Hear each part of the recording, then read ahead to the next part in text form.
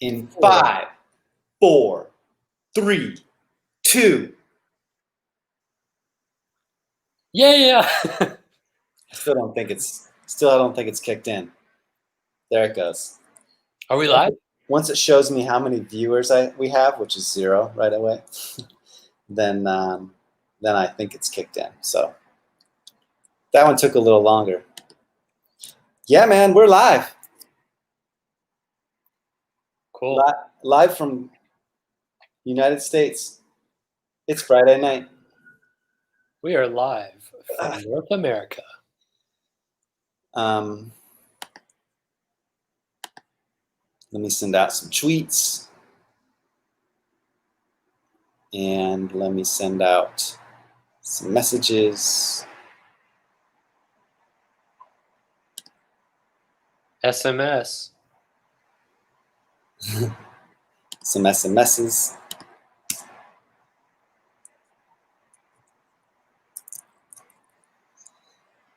And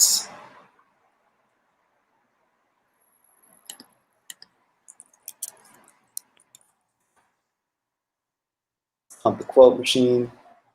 We keep only getting one quote. Oh, on Twitch? I keep getting the same quote. So I'm up a creek without a paddle. Hey, those are my quotes. They're everybody's quotes. Everybody gets to enjoy them. Did you populate the quote machine with stuff that I've said over the years? Not yet, no. I've only done since we started, so they're totally fresh. We've only got 2 in there right now. That was the first one. I've been trying to get the second one. It just displays a random one. It keeps giving me that first one, though. I wonder if I can ask for a specific one. This is so niche, but I wish that there was an API in Slack for pulling all the quotes that we have in our quote channel. Yeah. I kind of just want to straight up make a Twitter with it, so I can have it forever. Because now we've lost it, you know. I mean, we can get it back, but we got to pay them. I mean, I'd pay for a month to get all quotes back, and then like just as a data source, and then save them somewhere else. Oh, totally. How many do you think there are? I mean, we've all been in the Slack channel for what, 2, 3 years? I'd say there's like maybe 100. I think that's even a lot. I don't know. How many do you think? 100 quotes seems like a lot. You think so? I posted a lot of shit you said in there. There we go.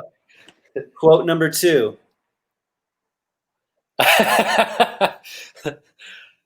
I didn't say it right. The Incredibles. It should have been The Incredibles. I'm going to have to delete that or edit. I think I can edit it. Hopefully I can edit it.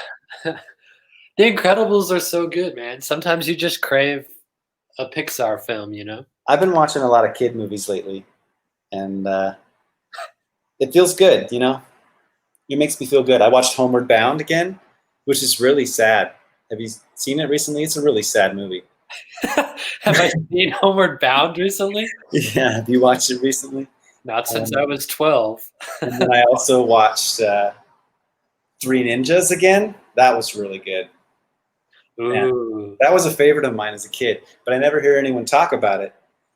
And so I tried to download it, and nobody was seeding it, of course, because it's not a popular movie. But I finally got it, and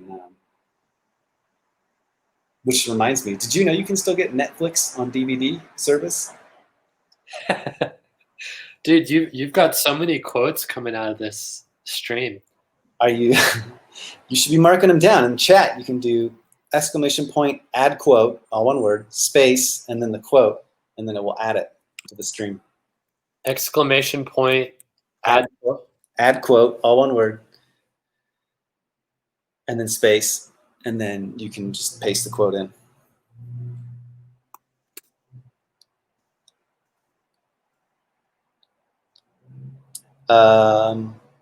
You got to do it on Twitch chat. Are you doing it there, or are you doing it in like the StreamYard thing? Oh, I was in StreamYard. Oh, well, it's not there. Do you have your schedule posted? Like, if someone stumbled on your Twitch channel, would they see like when you're going to stream next? Yes, I have it written on there. You asked me this last time. It is written on there on my Twitch profile. It says it as, do you remember the days? Do you remember?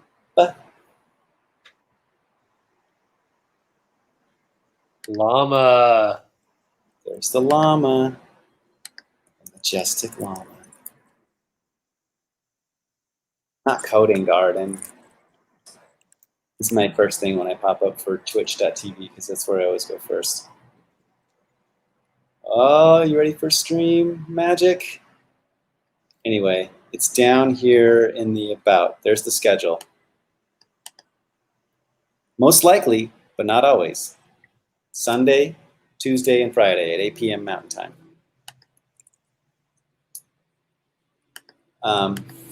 I'm really just shooting for 2 of those 3 days. I think that's pretty good. Did you add the quote? I don't see it.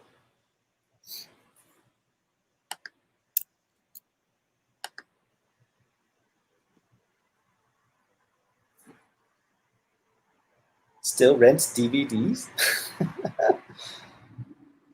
I think Did it not work? I don't think so. It should be Streamlabs. I wonder if it's mods only. Yeah, you know what? It is. That's my fault.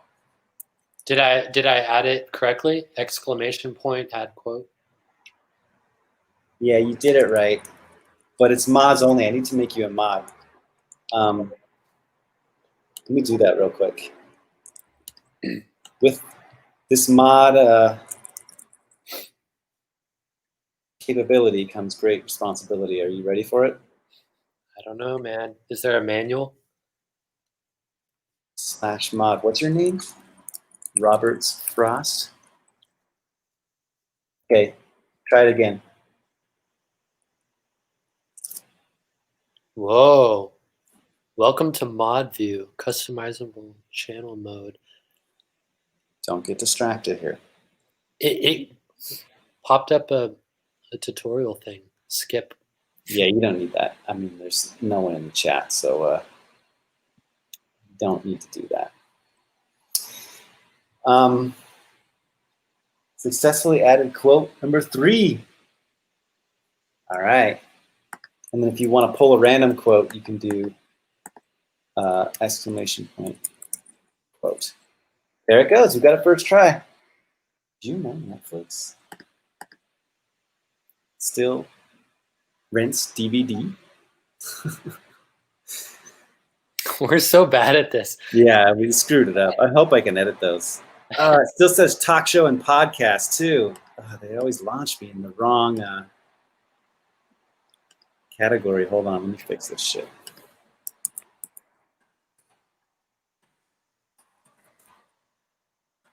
Building a custom CSS color picker. Did you zoom in your code editor already? You got your... I live zoomed in. I'm an old man. Okay. Did you think through how we're going to do a wrapper in React or Vue for a color picker? Yeah, so let's get down to real business here, okay, buddy? What's the brass tacks? First of all, let me share my screen. Back to the llama. So we're going to try to build... distracted. We're going to... Oh, you know what? Did you know you can do repo.new to create a new repo? Did I show you that already? Well, No. CSS3 color picker. I hadn't seen that before. That's pretty cool. Damn right it is. So we're going to create a color picker kind of component. I mean, it's not going to be built in Vue or or React out of the gate. I'm going to build it in pure HTML, CSS, and JavaScript, mainly for the fun of it. It's not going to be too complicated of a component, so I don't need it to be based on a framework per se, but I would like to make framework bindings in the end. So since we're going to write it just straight up HTML, CSS, and JavaScript, I'm going to not use like a compiler or anything. Eventually, I might have to do some kind of compiling thing for the different React and Vue components, you know, but that's kind of down the line. And I'm thinking I'll just do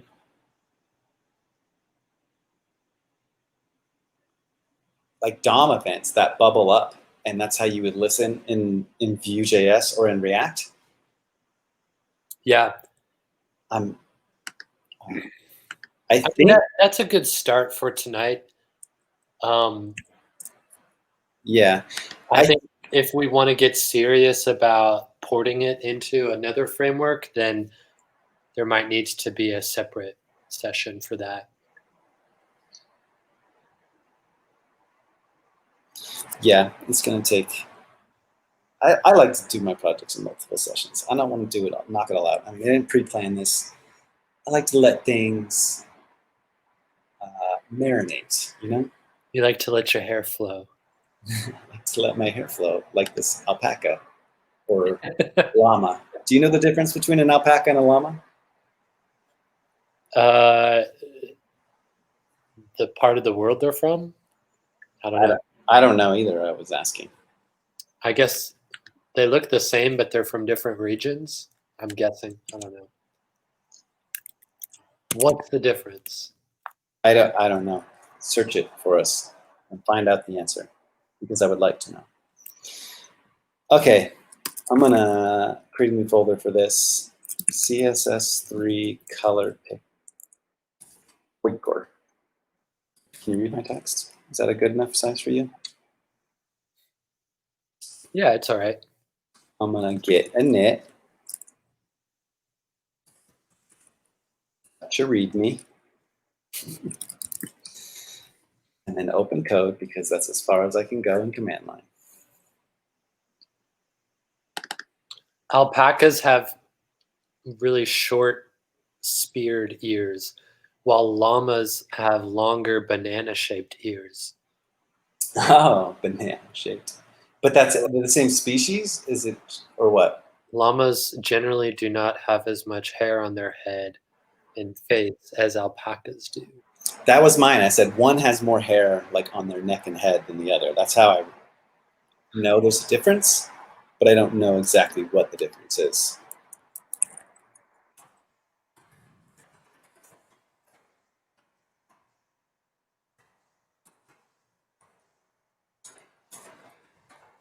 Yeah, I think the biggest,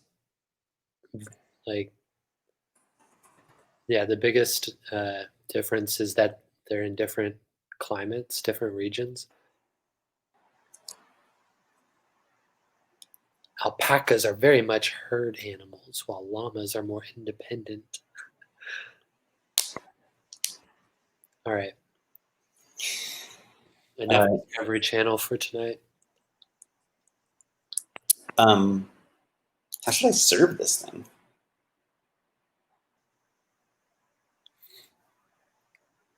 If you're just doing vanilla JavaScript, I typically just run a Python server locally, like a HTTP simple serve.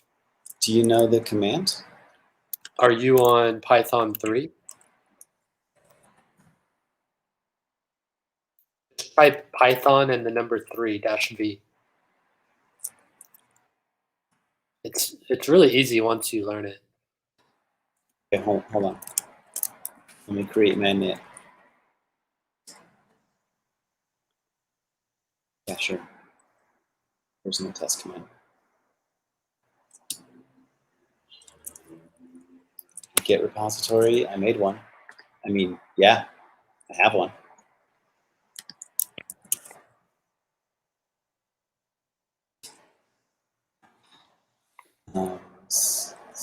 CSS3. Color picker. It's good enough for me.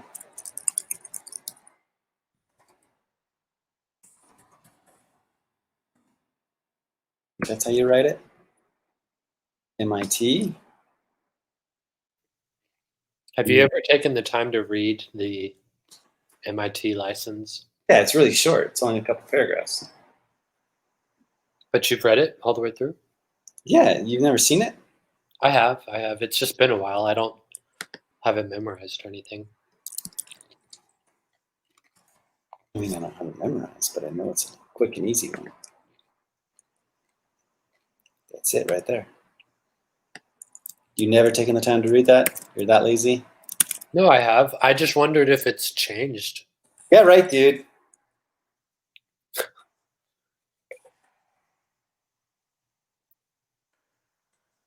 Added a license file. 2020. This is the year.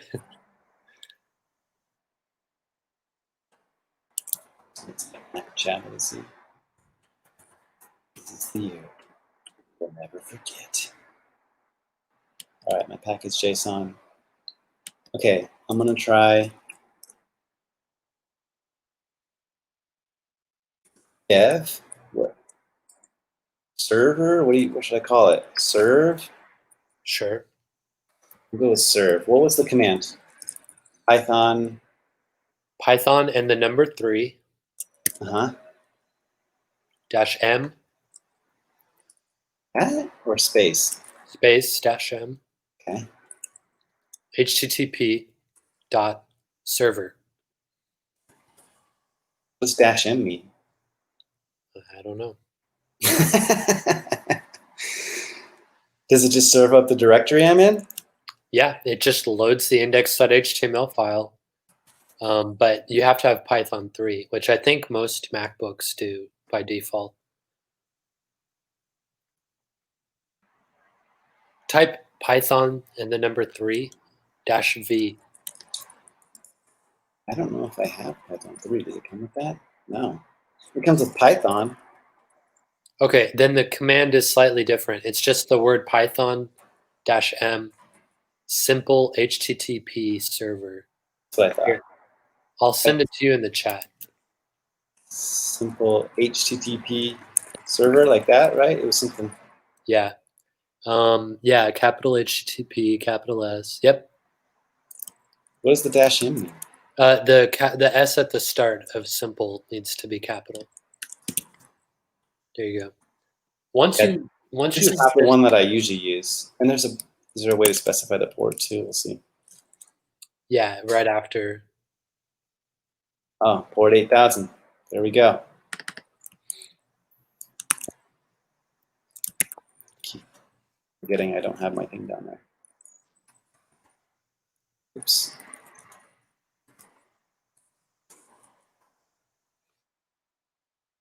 Boom.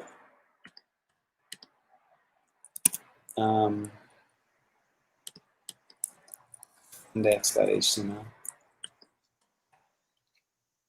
When's the last time you wrote a raw HTML document? I don't have Emmet either. There's usually a thing there for that. Yeah, I don't write it. I haven't written one from scratch in a long time. But it's funny how we're developers at tech companies that no, it's not. Nobody writes their HTML pages from scratch. They pay us to do this for a living. HTML start? We're so far along in our careers, we can't remember how to write HTML. There is a shortcut command for it. I've done it before. No, come on, go back. No, what? I'm looking for it. Fine. And why doesn't Emmet work out of the box? It used to. It stopped working. I thought you used VS Code like all the time, didn't you? Remember HTML5 starter page? Yeah. If I really want to do this, I mean, gosh, whatever. I don't care. I'll write it from scratch. How far can you go before you forget everything? No, I can remember all of it, dude. head. Oops. And then there's a title.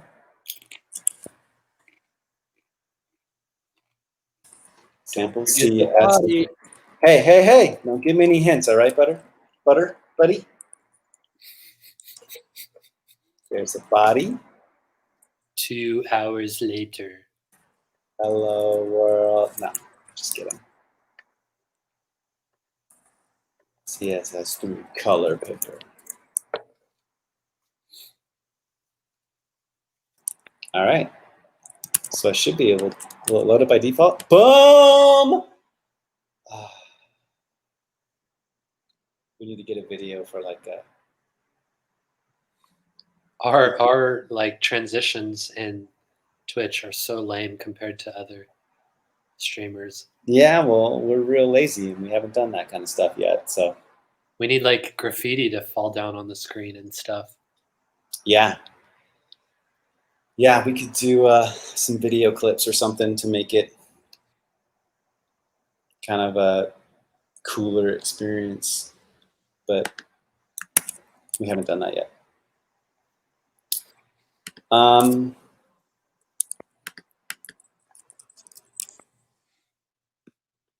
I'm starting real plain. We're going just straight up.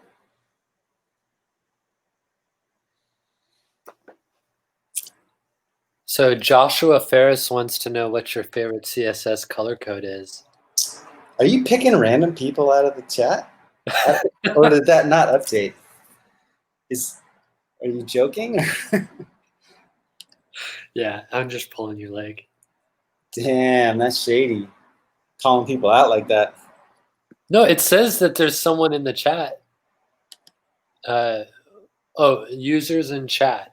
Yeah. There's Chad with a C, Robert Frost, Streamlabs, and then Joshua Ferris. I'm gonna rename this to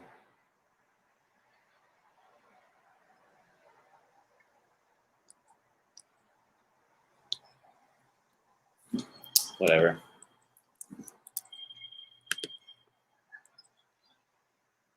Here's the rename. Oh, no. Sample.css.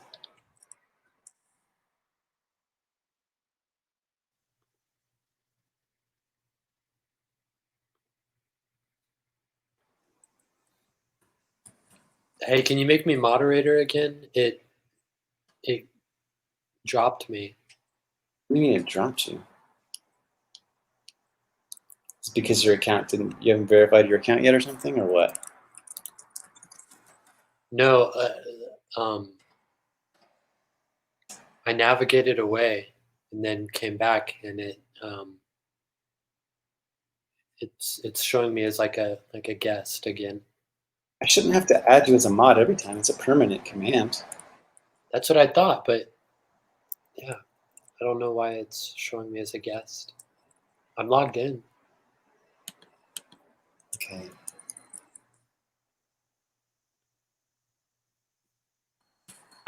Robert's Frost. Or is it Robert S. Frost? Yes. Oh, this is an error occurred for me. Oh. Did it take me offline? Are you already a mod? No. I'm not in mod view, if that says anything. I'm just like viewing your channel as a normal guest. You need to be logged in to have mod access. Yes? Yeah, I'm logged in.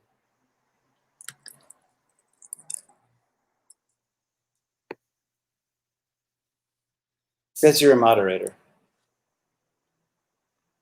Is there a link? What do you mean, is there a link? I'm on your channel, but What? changed views. Go to mod view. So you don't need to be in mod view in order to. Okay, we're good. Yeah. Link route style sheet. It's an href.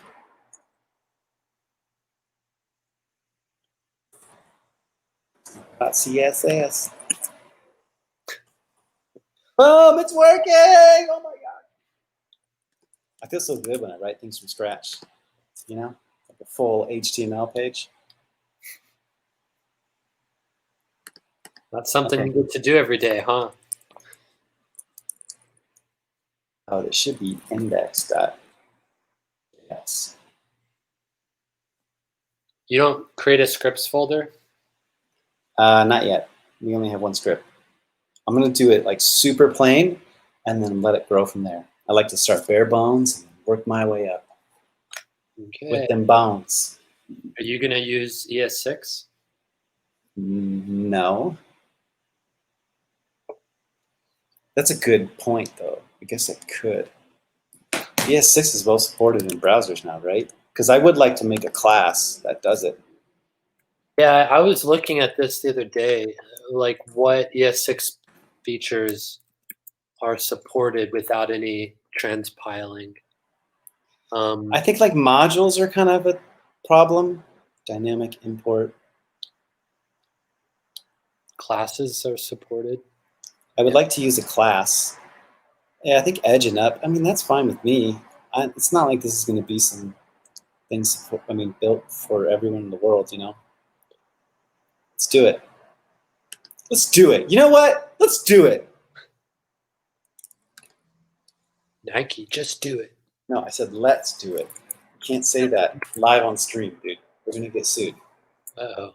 Or sponsored. American Dream. No, I read the story of Kanye West the other day on Twitter. I knew that, he used to be $50 million in debt. Yeah, I've seen a lot of stories on that guy over the years. I don't know what to believe. He's been on a hiatus before about his finances. Oh, I can't use JSX in here. Kind of a bummer. Dude,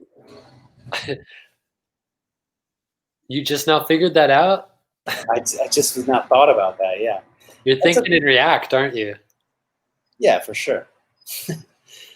Document.query selector. Yeah, I'm going to use those, all right? I actually want to probably... That was you know what an iffy is? That engine? Did you hear it? Yeah. An immediately invoked function expression. Very good, sir. Very good. So I'm going to make that to prevent it from leaking. And then leaking.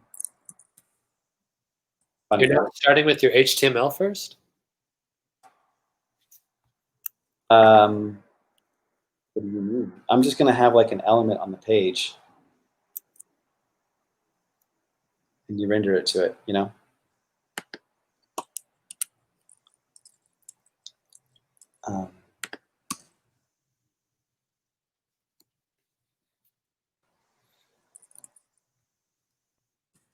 Can you do me a favor? I gotcha. What do you want? CSS3 color names. I want you to bookmark this somewhere. I thought.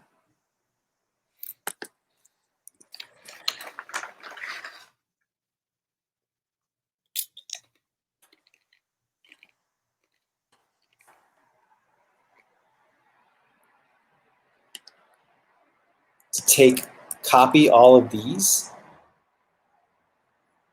including the hex and the decimal, and turn it into an array. Oh gosh. I want an array of objects. Are you kidding me? Where the name is this value, hex is this value, or hex RGB, and then decimal is this value. Dude. Okay. Think you can do that for me? Send me the link to this. All right, it's in chat.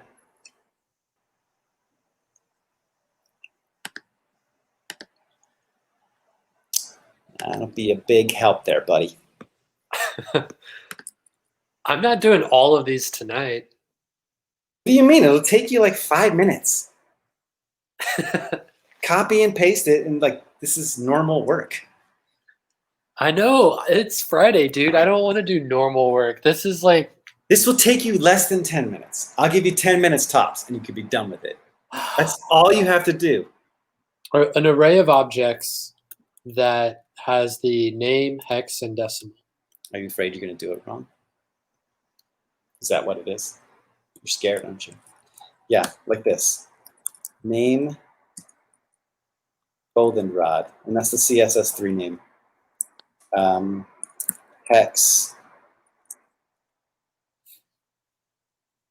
All right, I get it. I get it. Go back to doing your thing. Let me find them.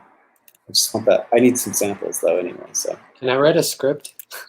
If you want to, but that's going to be more work than doing it. I think. Where's goldenrod? That's my favorite color. Goldenrod. Goldenrod. It's the color of my icon. I feel it. It's the color of my hair.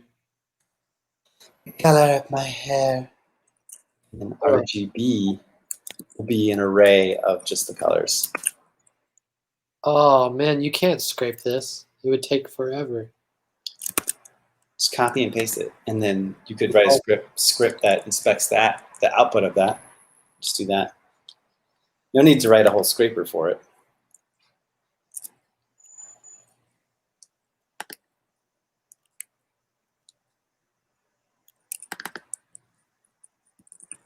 CSS3 colors. Actually, I don't want to put it on.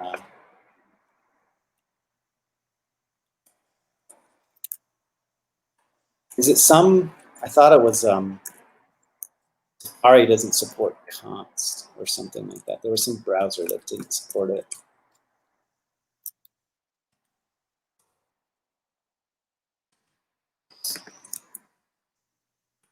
I'll put it on here.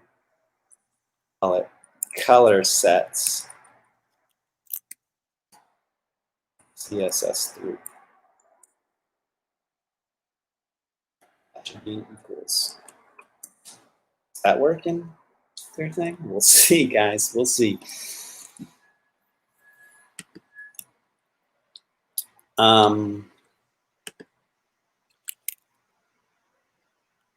All right, so we have some people who just chimed in or tuned in. Do you have like a sample preview of what you're going to ultimately be building? No. So like there's not an example of a color picker on the web that you're thinking of? I've got it in my head. All right. I mean, it's just a static. Imagine like a grid of color swatches. That's really what it is. And then it also has the ability to select colors or hues, like blues, tans, browns, whatever. But we're going to kind of decide that along the way. Okay? Sounds good. Sounds good.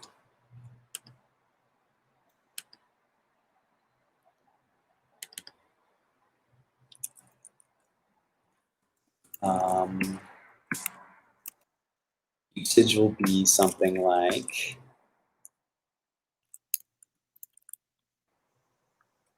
should it be like singleton style or should it be an instance? It should be an instance, I think.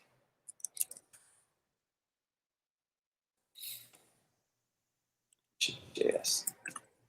Color picker, new CSS3 color picker. And then you'll pass in your options. What does view do? EL for element? Yes.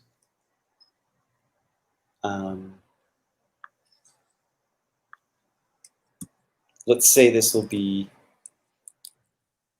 I might do just a shitty one for now, but I think this could be a CSS selector or an element.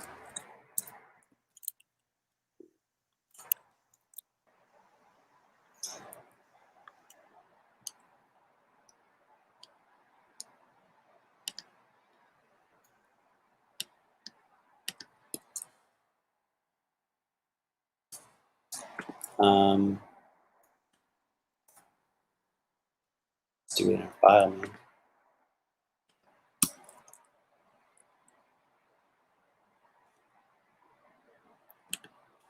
Let me make a new file.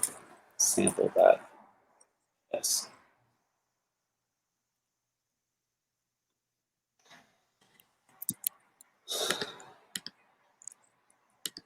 And here, let's do an element. Is the color picker only going to be triggered on like a button click? Is it going to be like a little pop-up? I don't know. I'm wondering if that, I think it should be, yeah. I'll probably start it as a button. And then you click it, and then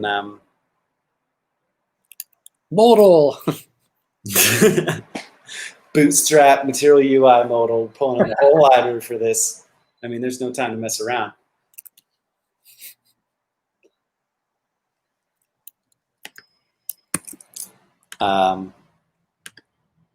Okay, color picker.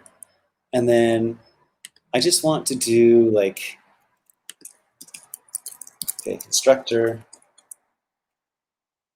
I'm going to say options. And that's giving us our element. We'll end up setting, say, this dot $ element equals the element that we got. Hold on. Document dot query selector. It's been a while since I've written like a jQuery style thing. I mean, I used to love doing it. Options.l. So we're going to assume, well, no, we're not going to assume. We're going to say if. Kind of miss the jQuery syntax. Like, I want to say it's simple, but yeah, I miss that kind of $. Just select any element and tack on methods. Yeah. So if it's a string, we're going to know that it's a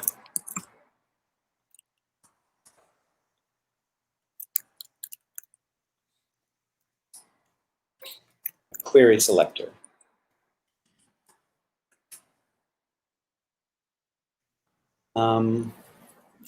Right now, I'm only going to support one. I'm not going to bother trying to grab a bunch of ones, but ideally it could run on all kinds of, like jQuery style where you select, well, maybe not. I don't know, we'll start with just one component, but it could theoretically run on all matching query selector alls, like a jQuery plugin used to.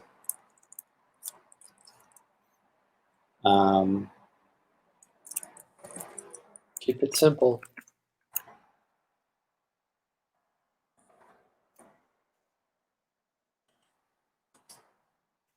Keep it simple, stupid. So we're going to take in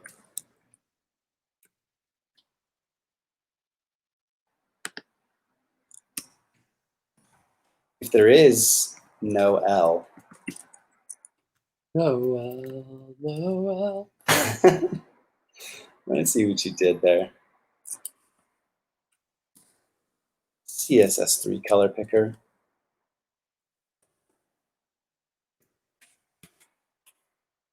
We're just going to throw an error and return. Call it a day. Oh, actually, you don't need to return. Throw an error, we'll kill it. I can't believe you're making me do all this manual labor. You owe me a Snickers or something. I've got some ice cream in my freezer. You want some? No, I want a Snickers. You're going to be a petty person about it. All right, I'll get you a Snickers. I'm hangry. I'll get you a Snickers, little boy. Chill out. I'm hangry. All right, so if it's a string, we're going to take it. Else, what happens if you do type of on an element? Let's try it. I've never done that before. I ain't ever done that before. Type of? Yeah. Did you know in... It returns a string, I think.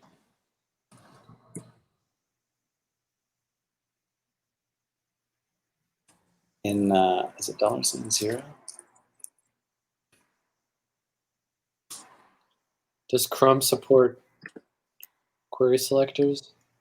So when you select an element in the console, it makes it available from like the last $0 was the last element you selected. Nice. I already did var, so I'm going to say L there. So I'm going to say, I could have just done type of $0 object.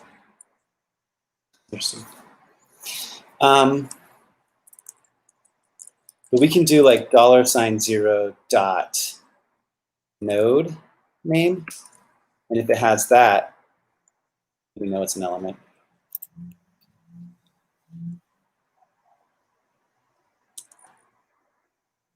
What else is on?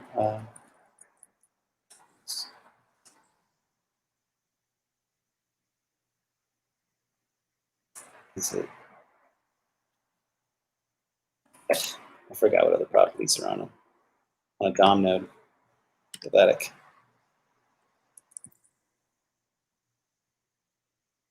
Do you use switch statements still? No. And that type of if L.node name.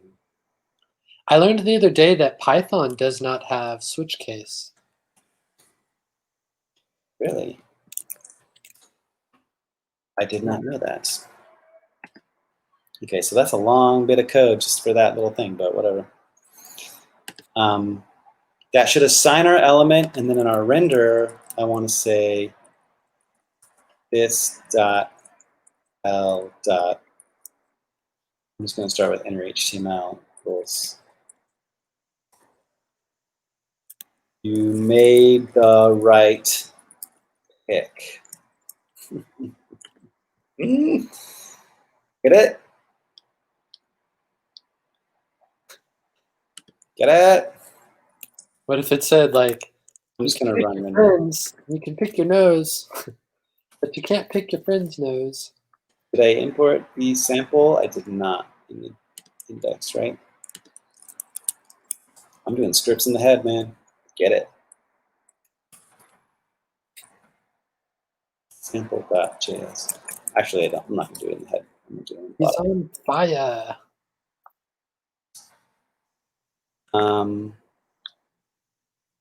Index.js. Refresh. Oh! Oh, man. Feels so good. Damn, it feels good to be a gangster.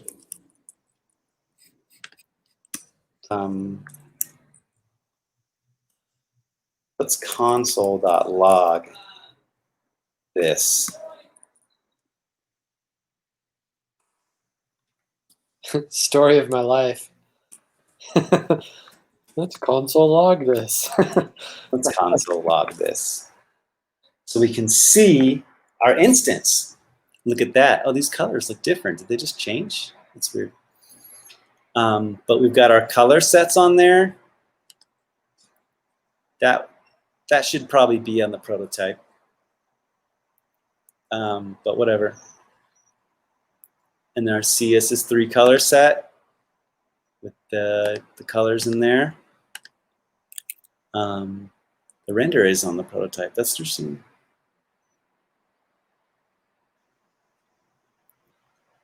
Should I make it a static? It could be a static. I don't know. We'll see. But there we go.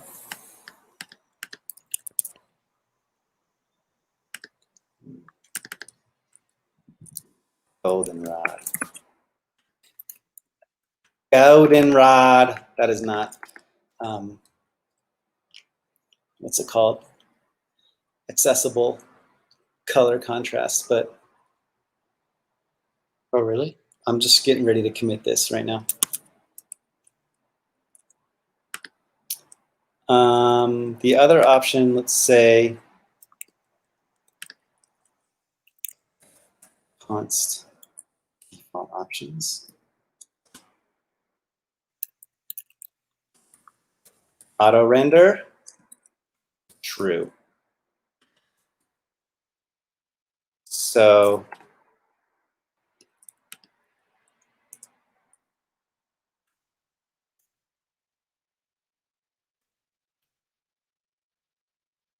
I'm gonna take start with the default options, merge your options on top of it.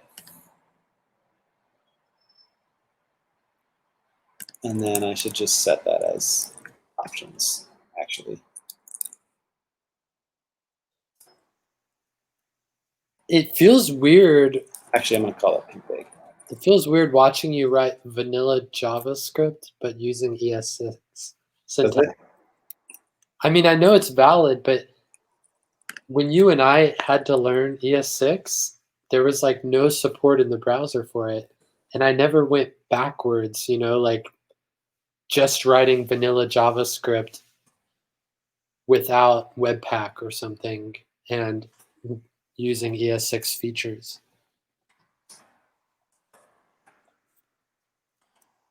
I'm just not convinced. I'm sure it works, but I feel like something's gonna break, like Firefox doesn't support const or something.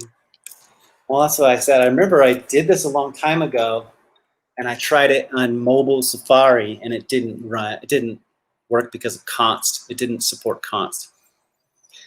Can I use CSS? It does. Yeah, that was a while ago. I mean, it could support it by now. But I also,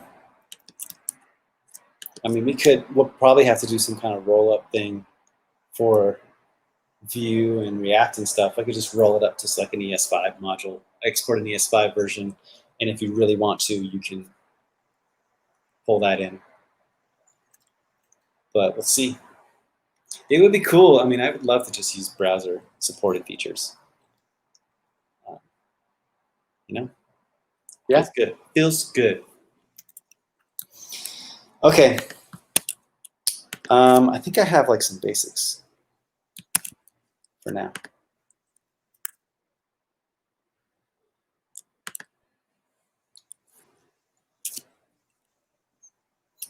Oh,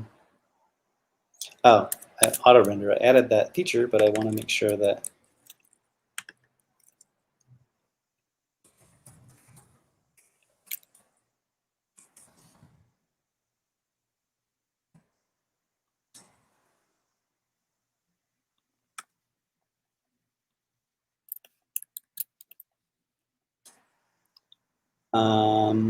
so many colors.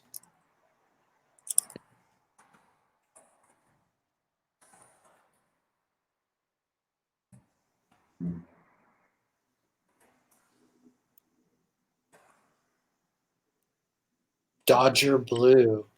Yeah. Got some cool names in there. Fire brick. Fire brick is a good one. It's a good red. Is that the color of your hair? I mean, some places. If you know what I mean. PG for the kids, Chad. Okay. So if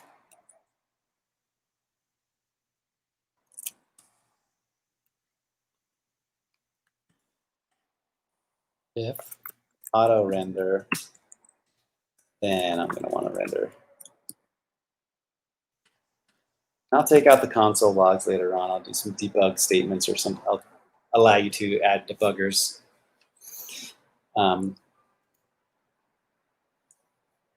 You know, debug mode, which would be cool, but I think that's it for now. Just enough to get my initial commit. up. Ah, that first commit. Ah, that first commit. So refreshing.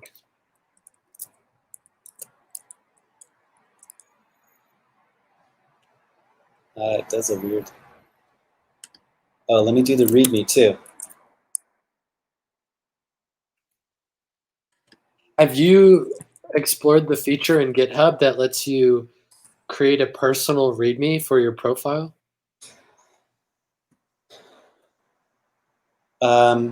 It's just like a repo with a README in it, right?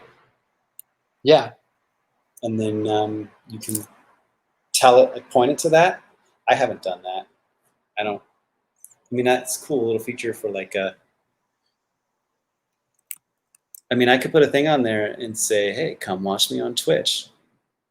Yeah, you could. Marketing. Marketing. Ugh. Running locally. npm run. Sure. So we got a message in the chat room that says Parcel is a really nice, simpler web pack roll-up alternative. Yes. I don't remember if I used it once, or I remember working with it once and it was easy, and then I worked with it another time and it was really not easy, not working. But yeah, I've heard of Parcel too. The only reason I said roll-up was because we recently looked at that stuff. I've never used roll-up before that. I wonder, does anyone know if they have different purposes? Like, I remember in the early days of rollup, it was really popular amongst framework developers, but Webpack kind of took over the app development audience. What's the question? So like rollup was really popular for framework developers, whereas Webpack was really popular with like single page app. Yeah, that's what we used it for, was rolling up build versions of our scripts for consumption on npm, right? So maybe it's built more for that versus like Parcel is actual like server. But maybe Parcel can do both.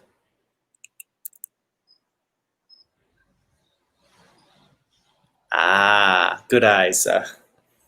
Good eyes, Josh. Where were you on that one, Trent? I mean, Triton. I'm trying to create your array of colors. Okay, I'm ready to commit. I'm ready to commit. I think it's time. You and me both.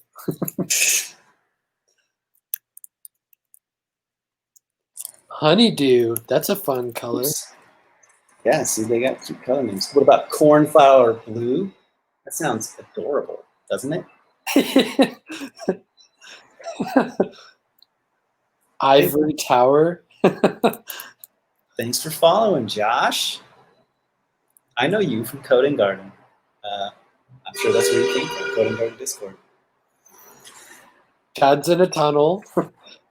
Does it sound like it? I got my windows and doors open because I wanted fresh air, but I live next to a road. So we're taking things very seriously over here. Yeah, cornflower blue. What did you say? Yeah, there's like There's an ivory tower color. see, that's why I like the CSS3 color names so much, because they're cute. So I kind of want to somehow incorporate those color names into it, but I don't know how. That would be cool though, because I think it's cool to know the color names that they come from. All right, what's next? I'm committing. Launch it. We're calling it launch it. Oh, what did I do wrong? Is it because I did an exclamation point? Where's my GitHub? Hey, Debo. How's it going? Committing to who? I'm doing it all in one push, too. Chad can't commit to anybody unless it's GitHub. I can commit to GitHub. I'm pretty good at committing. It's just, it doesn't last a long time. I'm very committed for a short period of time. I don't think that makes any sense. I'm just going to let you ponder on that one for a minute. Look at that beautiful README.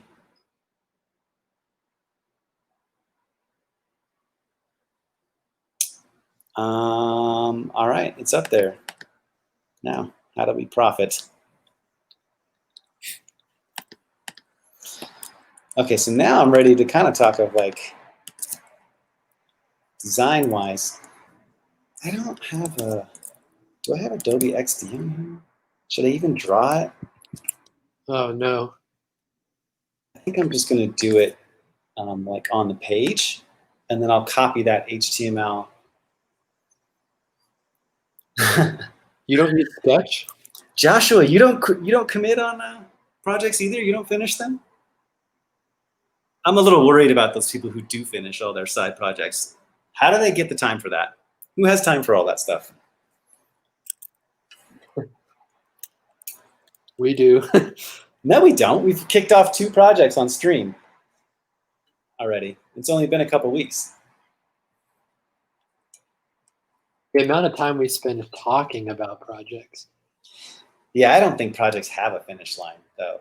I mean, ideally. Most of the projects that I have, even the one that I had that's been going for a couple years now, I'm always thinking of new features to add to it. It's a fully functioning thing now. My tracker app. That's what I'm building this for, actually, because I have tags in there, and you pick a color for the tag. And right now I'm using the standard HTML color picker, and it's great. But I'd like to do like from a predefined set of swatches. So I'm building this so I can eventually integrate it into that. Cool. Yeah, Josh, it's amazing how much time it takes to put into projects, huh? I'm always tempted to tell Trent that. He's like, calls me up with this grand idea he's got. You think we can hack it out this weekend? And I'm like, I don't think we could even get it to, like, legit project up and running and deployed. I mean, I know it's totally possible, but knowing me and you, there's a lot of sidetracking going on. I mean, we spent an hour getting this CSS3 color picker page up. And it looks great, but I'm not in a rush. All you have to do to get on the path of success is take the first step, Chad. And that's what I do, you know? I take my time. All these young whippersnappers, they want to build the next cool thing in like a month. You know, I like to take my time. Yeah. Yeah, I do. I only take on projects that I think I'm going to learn something new. So that's definitely what I'll get. This project, it is kind of a simple thing, but I am going back to my roots of like writing a jQuery style plugin. Like that was how I started writing JavaScript, was with jQuery plugins, and I really enjoyed that. Once you learn how to write like a very configurable, easy to use plugin, it feels good. And that was my introduction to front end. But you are consuming plugins. You've never written your own plugin, have you? Whoa, so much judgment. I'm guessing. Is that true? That's why I said, have you? I gave you a chance to redeem yourself. Yes, but not many. Not as many as you. But I have written some plugins. Usually they were on a job, so I can't like... You can't talk about it? The jQuery plugins are behind NDA? Is that what you're saying? No, I was just going to say, I would write like a plugin for a project at Effective UI and not be allowed to reuse it in other code bases. And so it was like, okay, that kind of defeats the purpose of a plugin, because at Effective UI, we always like handed over the code to the client and hoped they reused it. Yeah. I mean, those projects, you probably didn't document it too well, you know, but if you form it for open source where you need documentation, that's cool. I mean, that's where a lot of the extra work comes in, is getting it ready for other people to consume it who've never seen the code base or touched your code before. And that's what you're going to go through with your project. Your Vue.js Donate UI Kit plug for Donate UI Kit, the other project we're working on. npm Donate UI Kit. We're on version 0.3.0 already. We build fast. Oh, there's no license on it. Uh-oh. I got to read the licenses first. Yeah, maybe you can find a good podcast that reads it to you while you're going to sleep.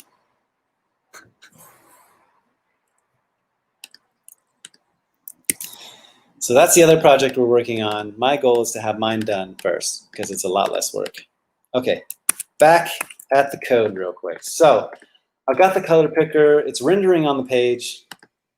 Do I want to, you know what? Let's just start writing out some render, huh? I'm going to say,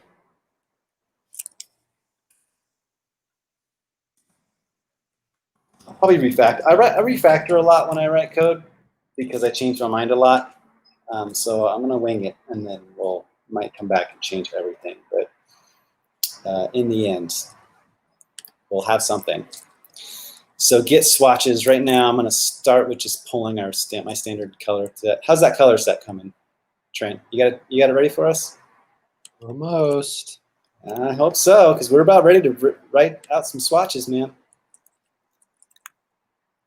Dude, this is taking so long. I don't know why. Really don't know why. This.colorsets.css3. .map. You know what a .map does, Trent? It maps over an array of items and invokes a function on each item. And returns a new array with the function that executed against the item. Right? I wasn't listening. I'm sorry. Dude,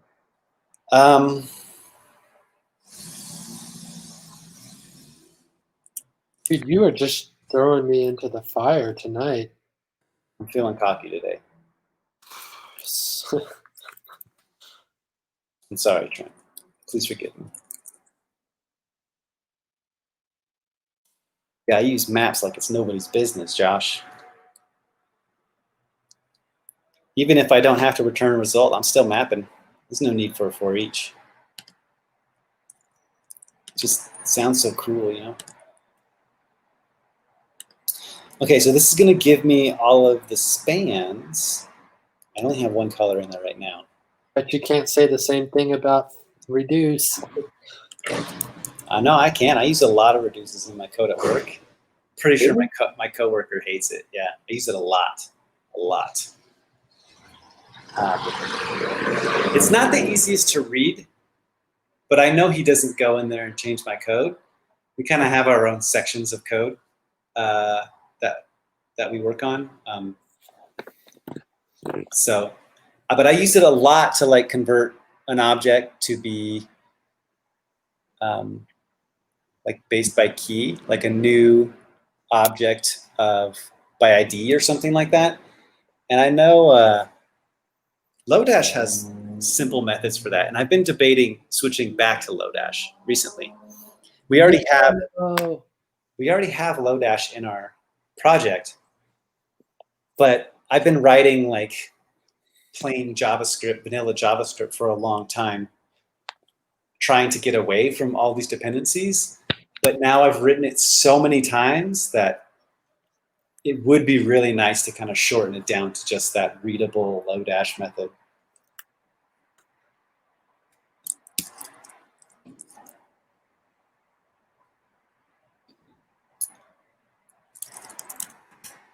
Okay, so I want to inject this get swatches.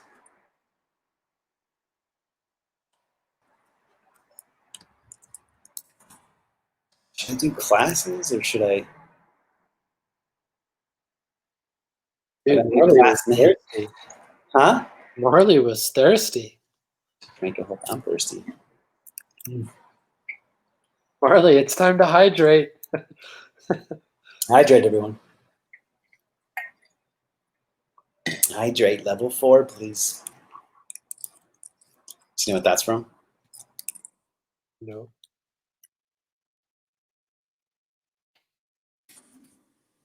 I'm going to call it CSS3 color swatch. And I made styles. I'm probably going to change this around to make it more configurable. Either decide whether you pass in this data or you use CSS to style it. I don't know what I would prefer, even as someone who is going to consume it. So let's see what happens.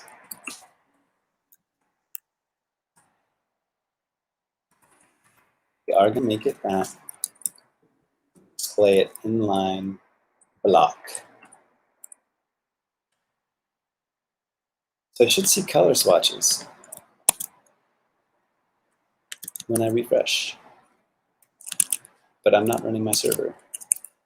So let's do that first. Undefined! I blew it. You broke it. Color set CSS3. I called it .name, right? Yeah, .name. Oh, I didn't return it. There we go. So, kind of Ooh, that's big. Kind of a side tangent, but this guy at work who's 63, all he can talk about is retirement. And yeah. The other day, he's a good developer though. Like I should preface with saying he's got like years of experience with multiple different backend languages, and he's pretty solid. But you can just tell he's so checked out on his own, and he just comes in and gets the bare minimum done because he's like going to retire in a couple months. But he was telling me the other day that when he was my age, they would write software and you had like a finite number of times you could run your code. So he's like, yeah, back in my day, we only had 12 chances to compile our code in one day. And so, because of time on the mainframe? Yeah, but also that's real old school. Also because deployments or whatever, like I guess they were costly or they took a while. But he was like, yeah, I remember only getting like 8 opportunities to deploy software a day. And if you messed up a couple of them, you were having a really bad day because your code would just get worse. And everyone would call you out if you missed your window. Shaming, code shaming. Yeah.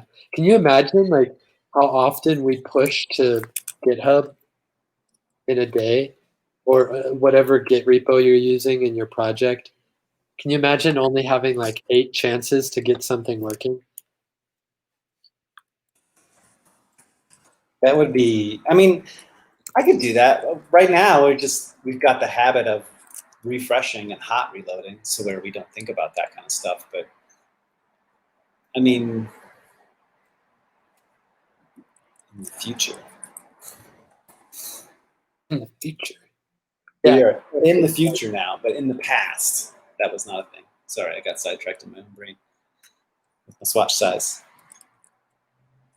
Nowadays, it's, we throw code around like it's nothing, but back then you had to like compile in your head or at least think about how it would turn out before you ran it because you had so few opportunities. Sometimes I do that. Like I did it with a refactor today where I'm just kind of in the zone and I'm going and going and going. And I know I'm screwing stuff up, but I'll try to write a bunch of it out and then go back, and then just slowly fix all the bugs in it.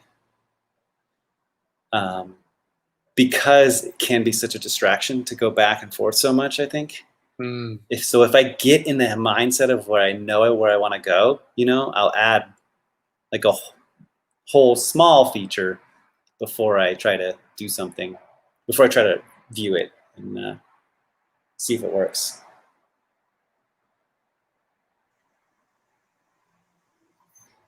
Yeah, Josh is talking about how he's seen streamers code for a long time without compiling or without checking it out. And he said CJ did a Snake game once where he only had one compile allowed. Ooh. I wonder if that was like the code kata or something. But that would be really hard. That's a lot of like stuff in your head. I think it's I think it's good practice and it's kind of healthy for you because you actually slow down to the speed of normal thought and process all the code in a file and go line for line, thinking through what each line does. You feel better, even if you could have skimmed over it and just ran it a bunch of times. If you read a file all the way through, you feel more confident about what's happening in your code base, Yeah, I have that's what I get in the mindset where I can think of where things are going, and then I'll have little syntax errors or spelling errors, whatnot, But the bulk of the work and like logic, if I'm in the zone, I'll go with it. Yeah, he said CJ's was at DenverConf maybe, so he probably did it as a challenge. CJ does sometimes like speed runs where he'll try to build the whole thing out, and it's like, oh, will it work? And then it builds suspense. And then you go to run it, and of course it's not going to work. I would be very suspect if it did work right out of the gate, which is usually also why I don't mind waiting so long, because I expect it to error out, and if it doesn't, then I'm really suspect. Like, well, that's weird. What did I miss?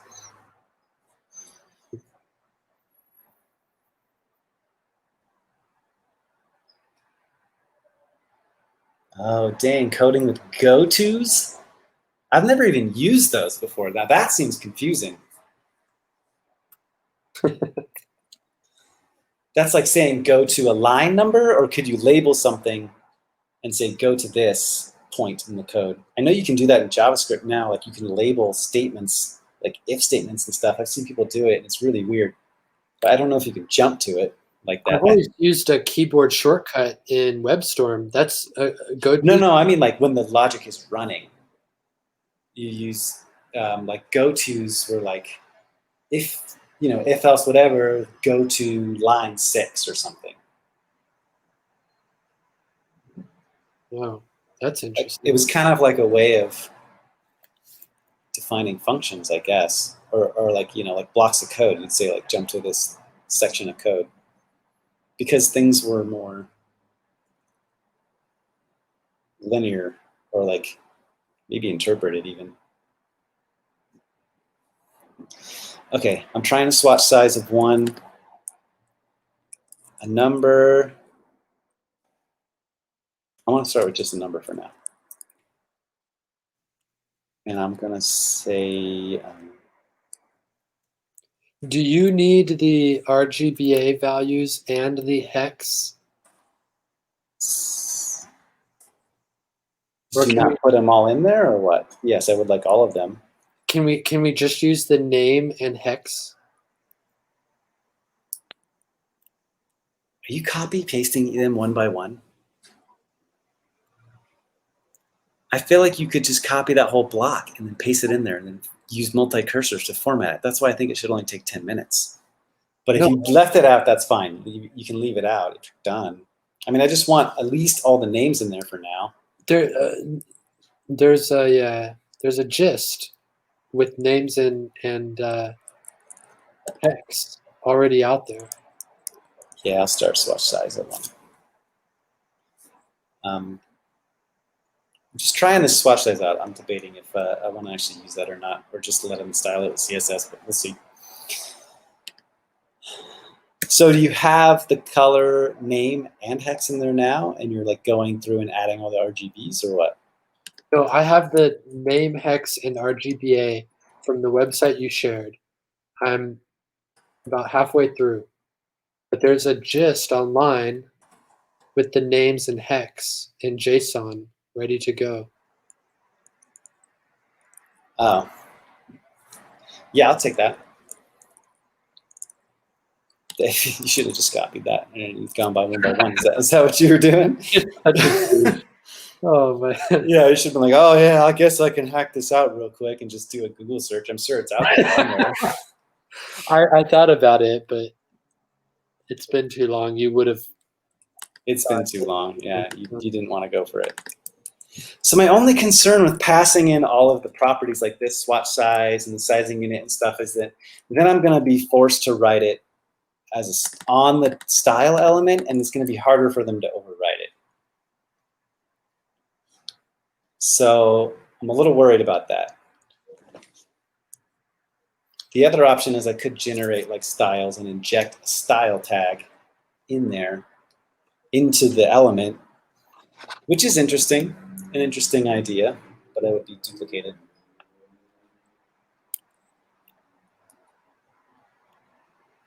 Josh sent a link to another CSS table he thinks you can JavaScript it from. But it's too late now. We're hands down. We're copying one by one. This is going to be the most pure CSS3 array you've ever seen. It better be correct. I tell you what.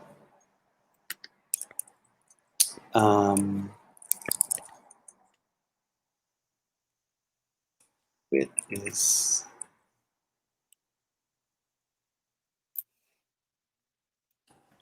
make it out here.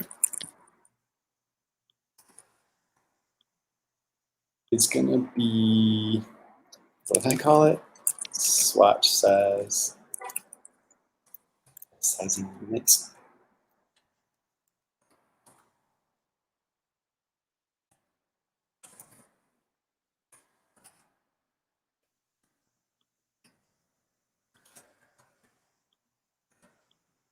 Oh, it's this dot options.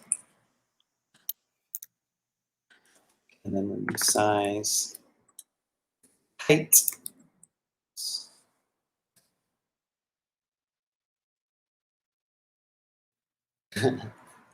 doing it line by line just so we can screw it up somewhere.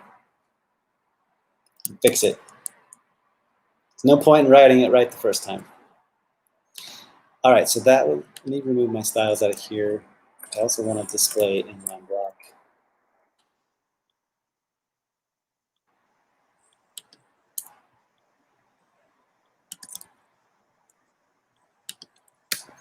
I already don't like this, but we're going to start with this.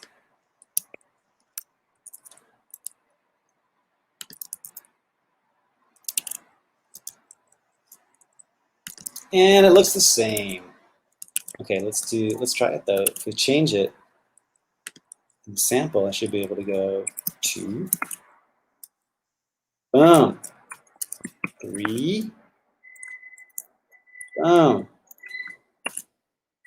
and then just for fun, it's the EM. I don't think that should change it though. Yeah, looks the same. Let's say PS 30. There we go. Okay, okay. But let's stick with, I think, the default sizing unit for now. Up the,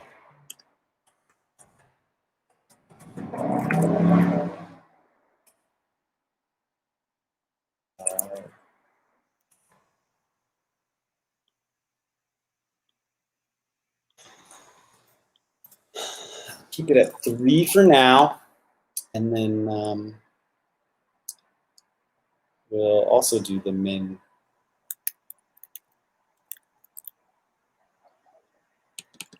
Swatch size 1.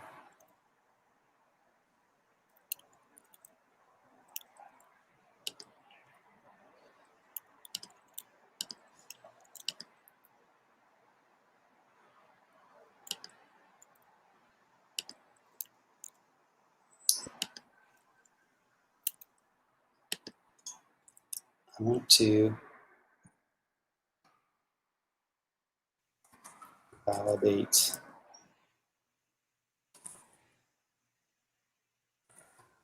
this dot options. We need some background music.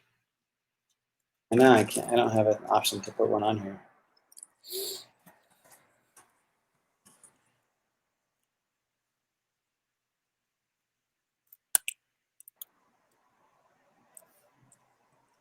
Is it math.min? How do I get it within the range? Math.min? Say max of 0 or the color or the size. So if it's lower than 0, it'll take 0 as the max, right? I think that's how it works.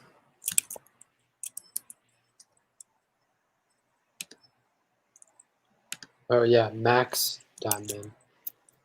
Sorry, math. So .min and max, they take the lowest or the highest. Yeah, it is max, yeah.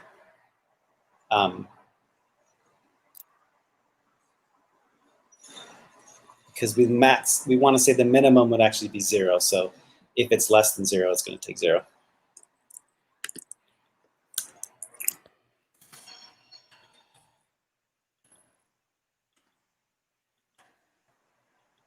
Yep, took 0. So I really wanted to go down to 0. I guess I don't want to limit it to 1. I mean, it should be able to be smaller than 1. But yeah, that's right, Josh. I do the same thing with sorts. Every time I sort something, like CJ, I think CJ said that recently. Every time he does it, it's backwards, and I always do it backwards the first time, and then fix it.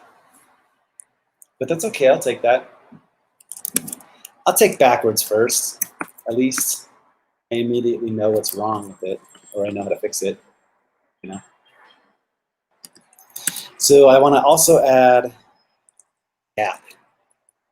Let's say gap. So if we're going to use a sizing unit, we're going to have to use it for all of them. We're taking it no matter what. So a gap of 1.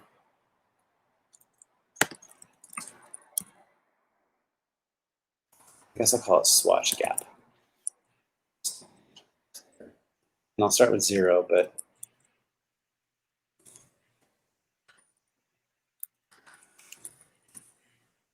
I'm going to set it to 1 here in my sample.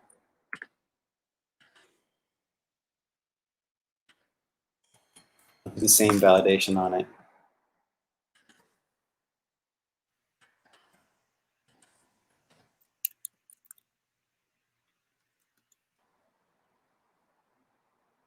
Oh, yeah. Validate the regex. Regex. I do know enough regex to write that, actually. But I don't want to write a fancy one. I'd rather just do an array of specific values. It seems either one would work.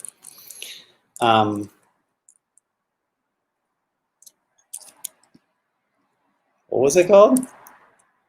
Sizing unit.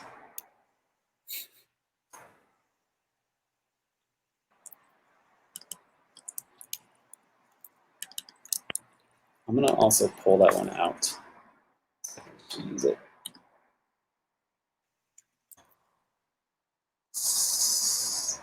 It got tests. No, you do. I'll write it as a. Watch me write it as a regex. Watch me do it. EM or I want to start an end string. EM rem. Oh, you could get what's up.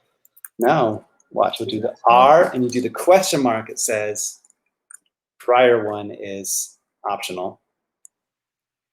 I bet it's missing a character. For PX, what other units are there? I mean, I don't want I. They need to be lowercase.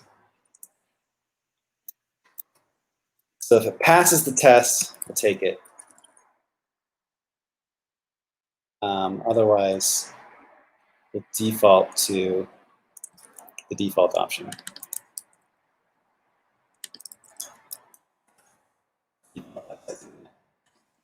That should work. Not going to do it fancy. Yeah, well, you know. It's not that crazy of a regex. I think it works. And it feels good to write a nice regex, you know? You just feel like... No one ever. Huh? Said no one ever. What are you talking about? You've never written a good one if you've never said that. There's no such thing as a good regex. Let's try a box sizing unit. See what we get. They're all evil. We're getting rem.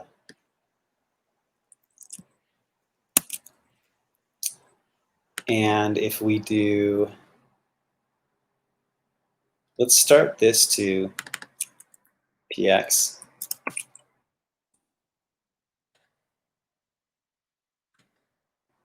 Sizing unit PX. It defaulted to PX because we passed the wrong one in.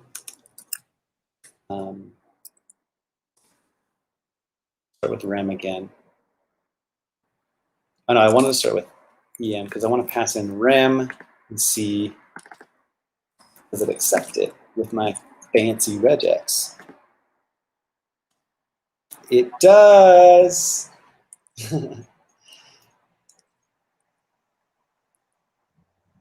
The basics of regex are worth knowing.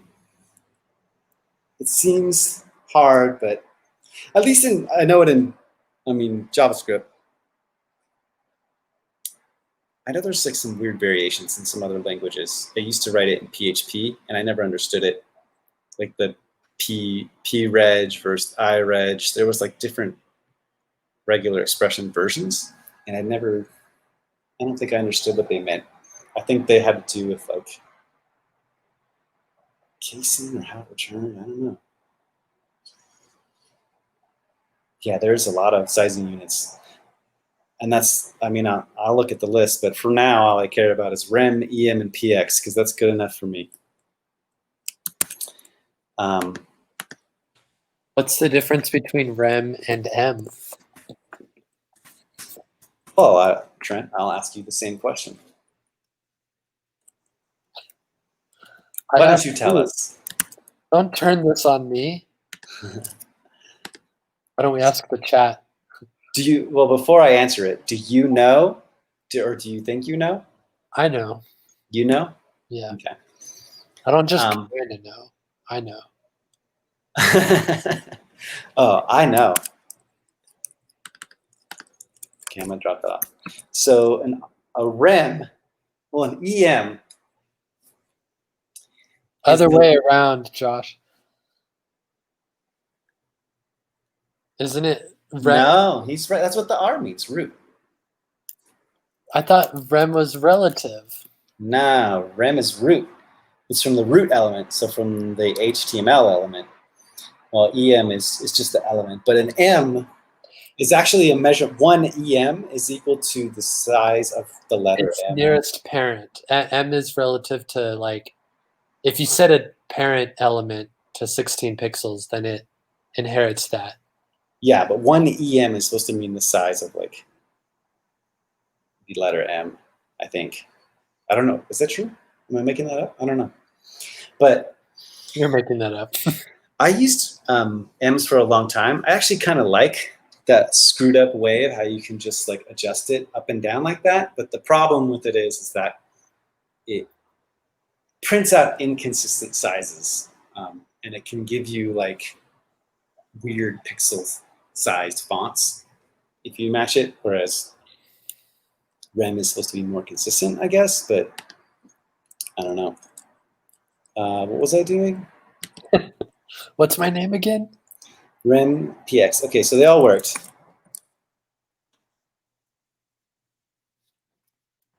Element measurement.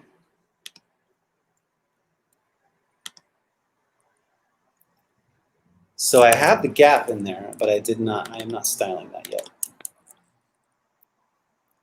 You see how out of control this is here, Trent? And honestly, I want to use Flexbox because there's an easy way to style this in Flexbox, where you can just use gap. Are you gonna refactor? not a real like full refactor, but we'll do one where we have. I'll just add another element for now, but.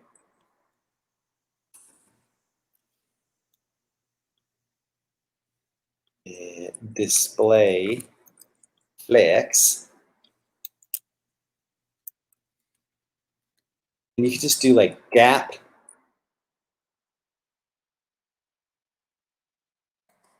What do I call it? Swatch. Yeah. And then inside of there, I'm going to do that little bit. I'm going to copy this thing now. Pull out the swatch gap and the sizing unit. And then that should get it. Oops. What is gap size?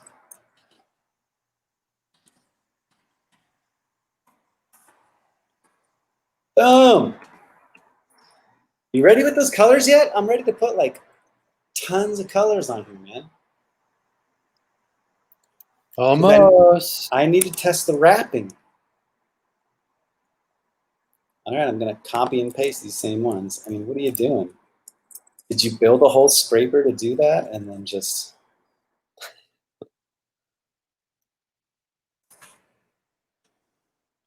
Ah, see, it breaks. Looks cool, though. So I want to allow wrapping.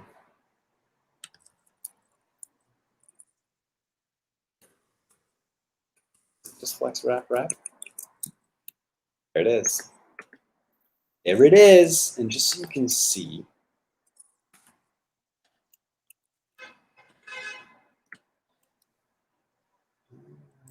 isn't she lovely?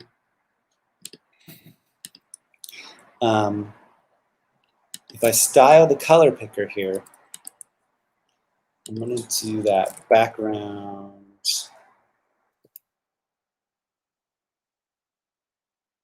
So you can see the color. So with the gap, if you just do gap, I just found out this is supported recently. It's a pretty new thing. And on Flex and Grid, it'll add the gap between, like, but not, you know, around the edges. So you don't have to deal with that first and last crap. It's really nice. Saves a lot of time. I don't think it's supported in really old browsers, but I mean, yeah, Josh, I just learned it like 2-3 weeks ago, and it's great. I also used CSS position sticky for the first time, and that blew my mind. Do you know how much code you have to write to mimic that behavior? Oh yeah, sticky. It's so annoying too. It's like so annoying to get perfect, but it's just, I added it and it's perfect out of the box. Couldn't believe it. I had the same moment the other day when my my manager was like, "Hey, on this page, I think we should make the nav bar fixed at the top." Yeah, and you try to avoid it. You're like, "Are you sure you want to do that? I don't know if that's a good idea." And Yeah, then, I just then remember yeah, one of the pain points of my CSS work at every job is making a sticky nav bar. yeah, And then I found out that like, oh, CSS has a sticky property that I've been meaning to play around with. Let's give it a whirl. It was literally like one, property that I tacked onto the nav bar and it worked. yeah. Like I've done it so many times now that I'm used to it. But you have to like first you have to have like the waypoint or scroll check, and then you have to have a window resizer thing in case they change that. It's such a hassle. I'm so Yeah. glad they added that now. But yeah, this gap thing is my new sticky. Gap is my new sticky. Let's try with some other gap sizes. I did gap 1. Let's do like 0.4. Ooh, nice and tight. Nice tight gap. And right now it's just going full width.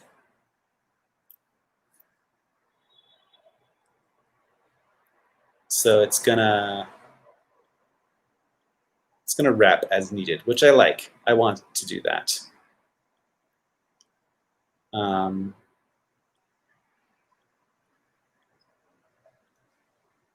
Because I want it to flow to the container of whatever size. It should be a block element, right? And I mean, eventually I'm gonna make this a pop-up. I'm just kind of printing them out for now. How's my colors looking, Trent? I need some colors here, man.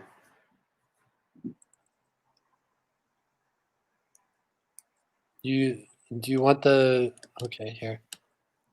I'll share a link in the chat. To the gist? Yep. Hold on. Yeah, CSS is definitely saving the day these days.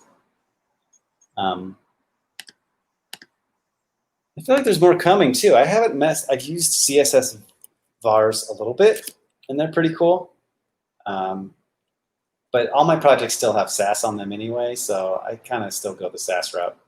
But things like calc in CSS now, that's really handy because that you can't mimic that with Sass. You could do like calc 100% minus 20 EM or something like that. And I don't think you can calculate that kind of stuff in Sass because it needs specific values. The browser can determine, oh, shit, I didn't have the chat open. How do I open that link? Can you send it to me in the private chat? Yes. Yes. I'm gonna leave the chat open because if I don't leave it open, when I join, it doesn't show the prior chat. It just shows.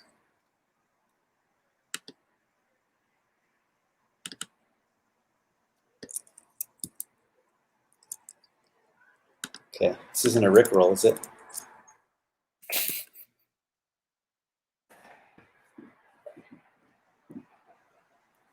Wow. Okay, so this isn't even like the format I want, but I'll take it. So sassy tonight.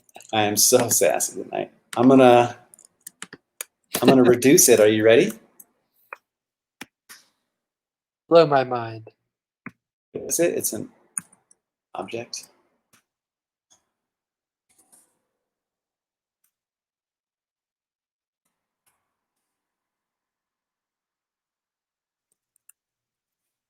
Temporary colors.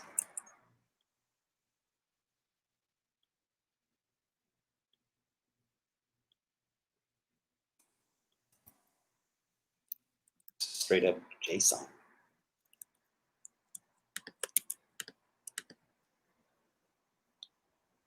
I almost just want to write a script to convert this for you.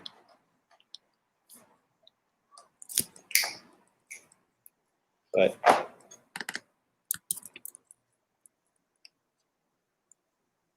Hey, man, it's your show.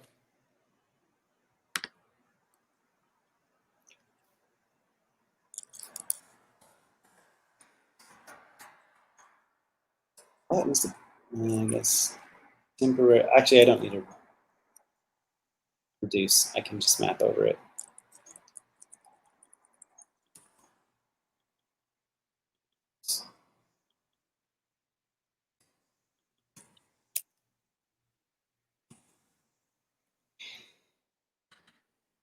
Okay. Boom! Look at them all. You know, and I'm going to need to manually format them anyway because I need to. Actually, no. Since the way you're writing it, I'm going to add them to groups. You know, I'm going to say like blues, grays, whatever, like that. But this is a good start. This is committable.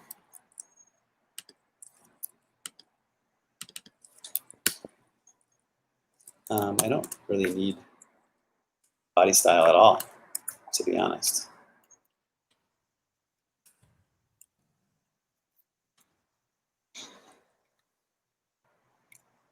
Let's keep that.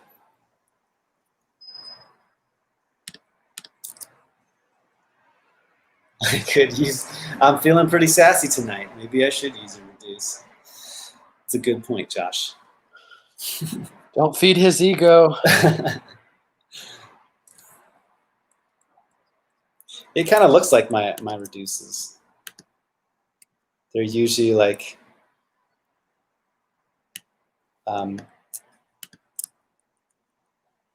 just the parentheses with the curly brace. It took me a long time to understand that in the new syntax, how to just return, like shorthand return an object, a new object.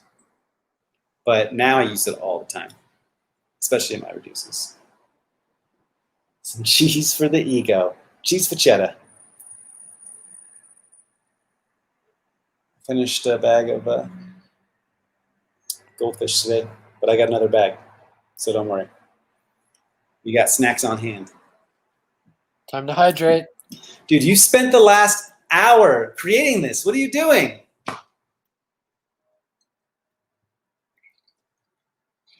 All right.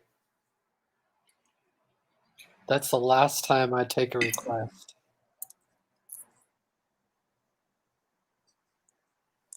Do you have Facebook open right now? Are you on Facebook? I'm Facebook messaging your ex while we watch you stream. Tell her I said I want my dog back.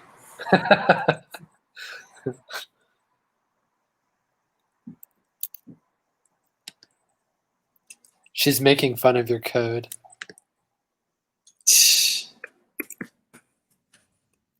Wouldn't that be cute?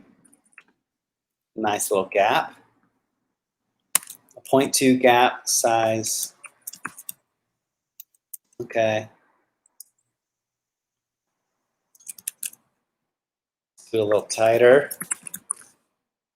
There we go. This is how we do it.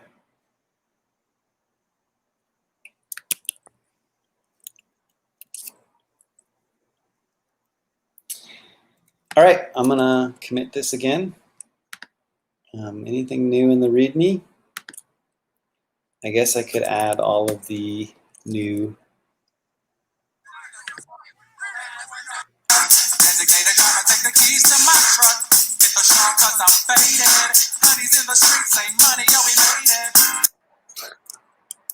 Wow. Was that loud? That was pretty loud. That was pretty loud. This is how we do it. For HTML element. I should have saved that for the end. Swatch size, number, CSS unit size. Oh, did I change the default to EM? I want it to be rim. You know the difference? No, I don't. Can you explain it to me? I'm gonna have to turn to the chat on that one. You did last time. Do something. I'm useless. Pick some colors or.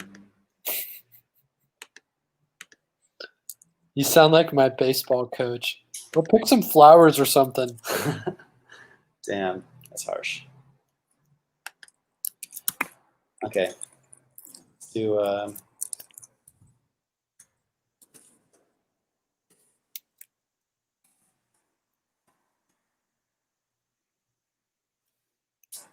What did I add?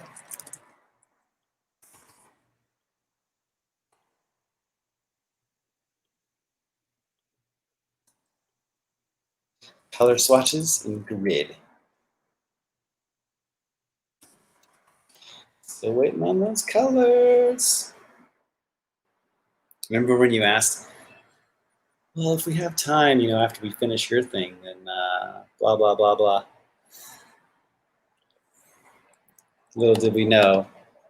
I didn't know you were going to ask me to convert a 1990s HTML table of all CSS colors into a JSON blob. Okay, that's it. I'm going to do it right now. You go here, you select it. Okay, I'm starting at 9:55.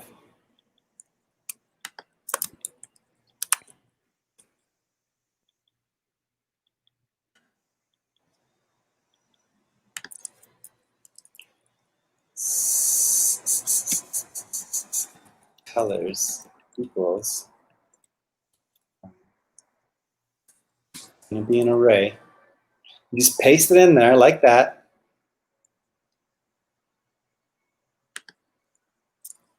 And then I'm going to do, magic cursors.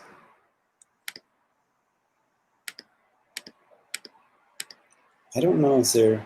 If you click and drag... Oh, that's not right. You don't have to click each line. You can click and drag the magic cursor. That you can't do that in here. You can do that in WebStorm. Yeah, but not in. God, all these pop-ups in here. It's just so annoying. There's got to be an easier way to do this. Uh-huh. Thank you. But I'm still going to get it done before you. I mean, you should have done it in WebStorm, to be honest. You have WebStorm. I don't even think I have it installed on here. I'm not sure.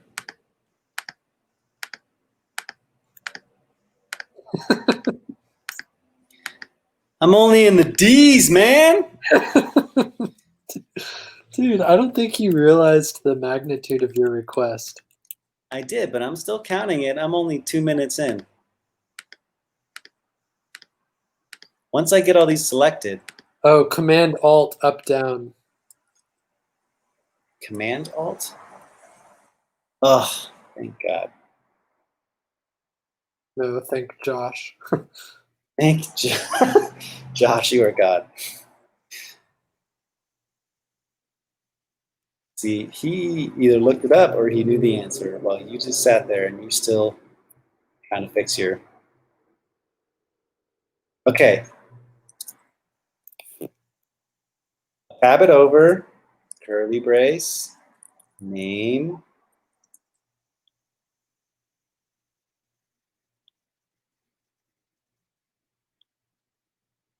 Oops, messed that up.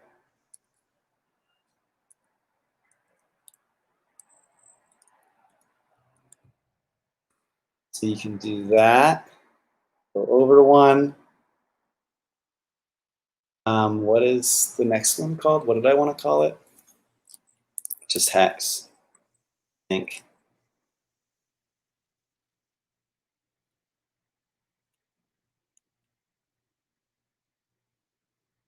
Ooh, this one's going to be a little trickier. No, not really. What did I call this? RGB. Woo! Yeah, it definitely screwed that up. It's RGBA.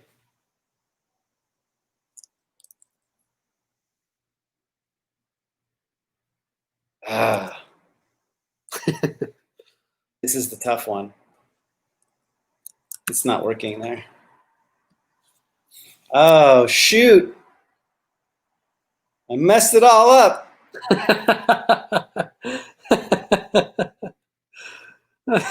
Things were going so well. Looks like your tops are not matching your bottoms. Something happened along the way with my... Your tops? Oh, I got multiple cursors in there, like in a wrong way. Okay, let's try it again. So it took me 5 minutes to fail and do it wrong. Oops.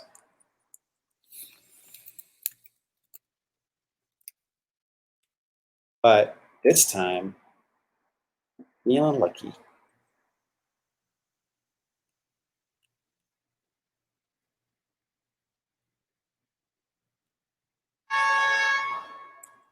Whoa. Let's put up the selection again.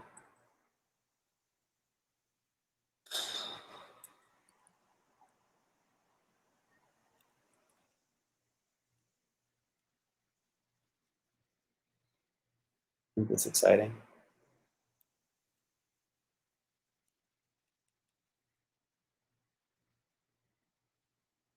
Okay.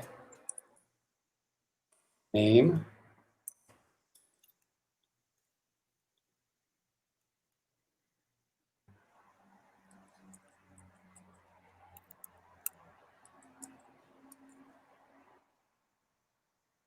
Comma.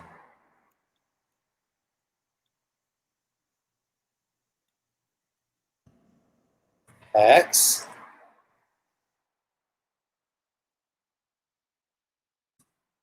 Wonder if I messed up there at all. No. Still good. Comma. RGB. A. No, there's no A. My bad.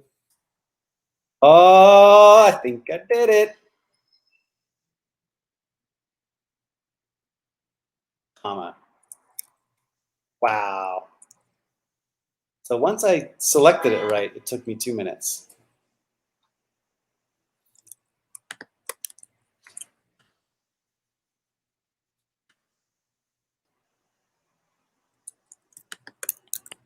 But there will still need to be a lot of manual intervening for the colors. I'm gonna have to build those out. I can do that off stream. I don't need to do that in stream. But let's throw it in here now.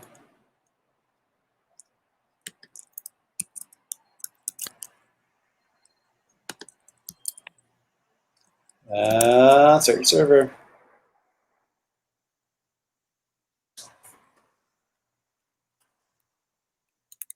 Oh, and it's still there. It's beautiful.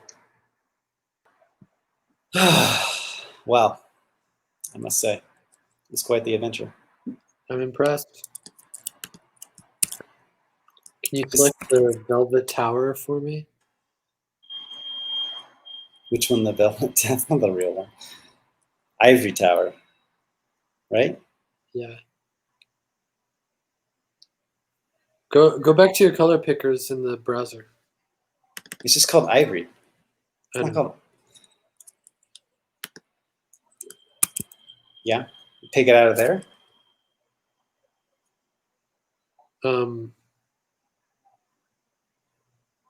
So is this grid here eventually going to go into a pop-up like we were talking about earlier, or yeah? I just built the grid out first, and then I eventually will put it into a pop-up. I probably would build the next. I mean, I'm about ready to. Yeah, nice code sample. I got to get rid of those styles. I got to figure out a way to.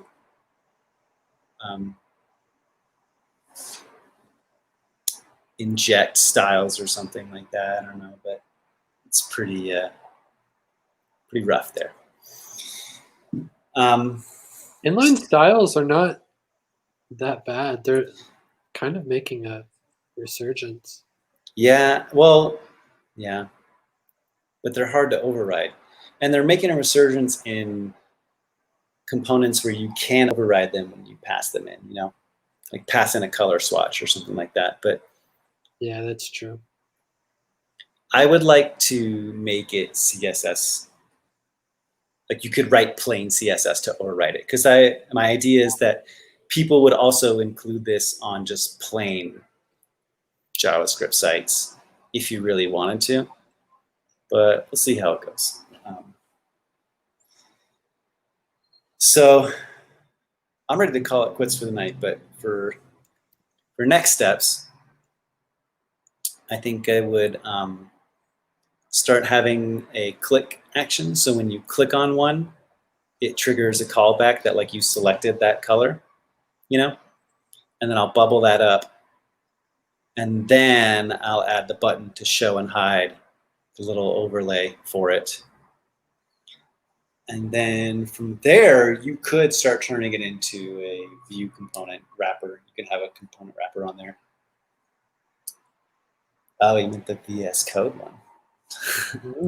The VS Code preview, yeah. It looks beautiful. It looks like a sideways audio. What'd you call that? Waveform. It's pretty nice. On GitHub?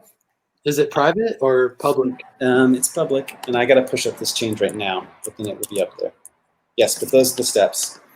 Okay. So I mean, I think realistically, I could complete this in like 2 or 3 streams, probably 3, because there's probably be some more like documentation and cleanup and stuff I'd want to do. But it's a pretty simple little project, and plus minus all the time of bullshitting. I like to bullshit once in a while, be sassy. The cat's name in Homeward Bound is Sassy. Wait, I'm almost done with my colors. You should put it in a gist, so next time I ask you to bring it up, you got it ready to go.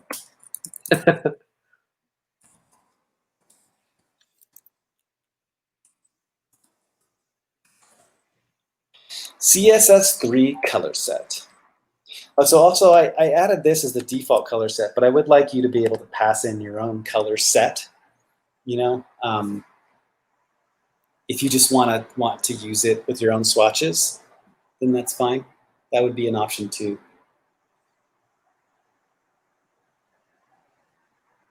Yes, for anyone who views the VOD. That is the URL it is available at.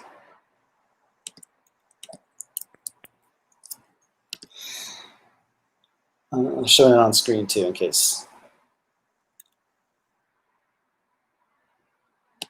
Did I push all my changes up?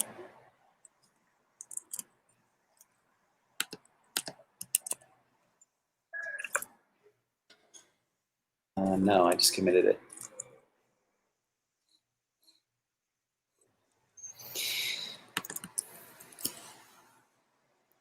Cool.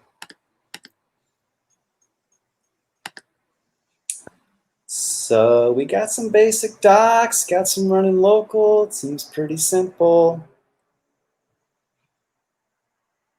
95% JavaScript.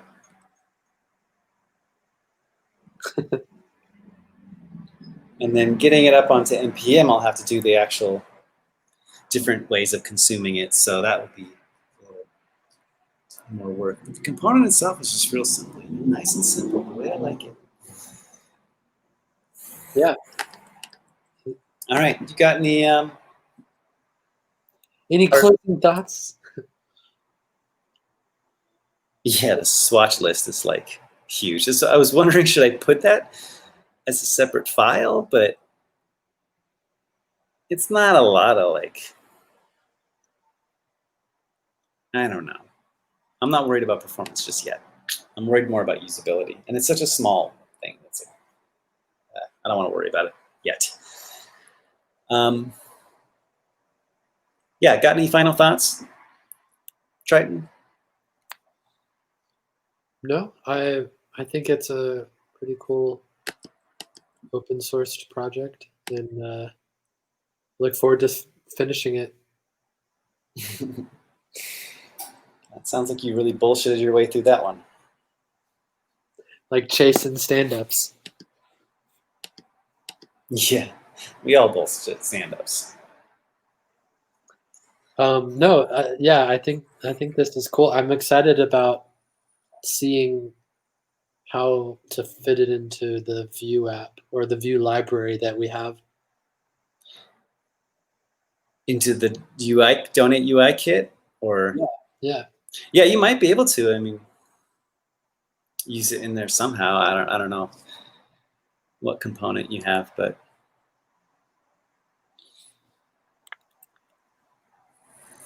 all right. Well, that's all I got. Josh, thanks for tuning in, man. It was fun hanging out with you. And you saved our life with the command Alt up down.